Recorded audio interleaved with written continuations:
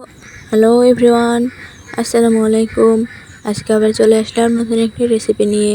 কীভাবে নরম তুলতুলে আর সফট প্যানকেক তৈরি করতে হয় সেই রেসিপিটি তোমাদের দেখাবো। চলো তাহলে ভিডিওটি শুরু করা যাক।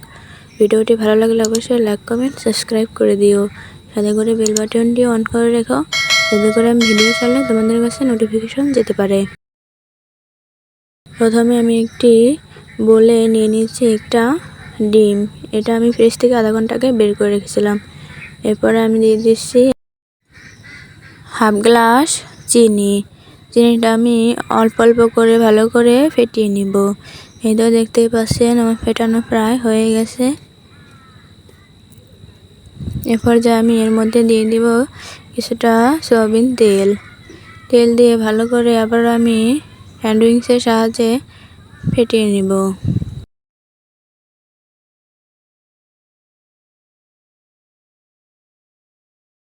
ভালো করে ফেটিয়ে নিতে হবে, তাহলে প্যানকেকটা নরম আর তুলতুলে হবে, খেতেও খুবই ভালো লাগবে। এরপর যে আমি দিয়ে দিচ্ছি 1 কাপ দুধ। দুধটা আমি আগে জাল করে ঠান্ডা করে রেখেছিলাম।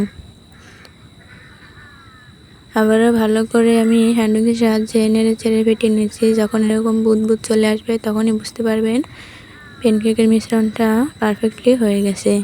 এবার যাই আমি একটা ছাঁকনি নিয়ে নিচ্ছি। এর মধ্যে দিয়ে দিচ্ছি 1.5 কাপ ময়দা, 1 চামচ বেকিং পাউডার। আমরা জানি প্যানকেকে বেকিং পাউডারটা একটু বেশি পরিমাণ দিতে হয়। আর দিয়ে দিচ্ছি অল্প পরিমাণে লবণ। সবগুলো উপকরণকে এবার আমি ছাঁকনির সাহায্যে ছেড়ে নিচ্ছি। এই তো হয়ে গেছে। এবার আমি আবারও হ্যান্ড উইংসের সাহায্যে সবগুলো উপকরণকে মিশিয়ে নিচ্ছি। এই তো আমার মেশানো প্রায় হয়ে গেছে। এবার আমি চুলাটা অন করে দিব। চুলাটা আমি মিডিয়াম হিটে একটু গরম করে নিয়ে এর মধ্যে গোল চামচের সাহায্যে কিছুটা মিশ্রণ এভাবে গোল করে দিয়ে দিব। দেওয়া হয়ে গেলে আমি 1 মিনিটের মতো জাল করে নেব। এই তো দেখতেই পাচ্ছেন এরকম বুদবুদ চলে আসবে।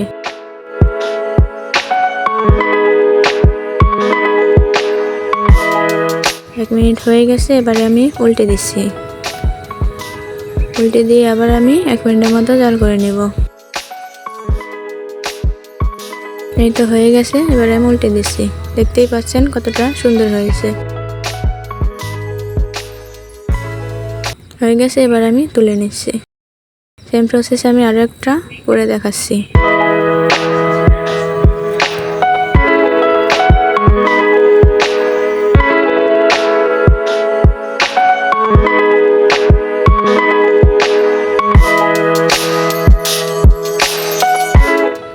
এই তো হয়ে গেছে। এবার আমি তুলে নিচ্ছি। আপনারা চাইলে এরকম দুটো করে দিয়েও প্যানকেক তৈরি করে নিতে পারেন।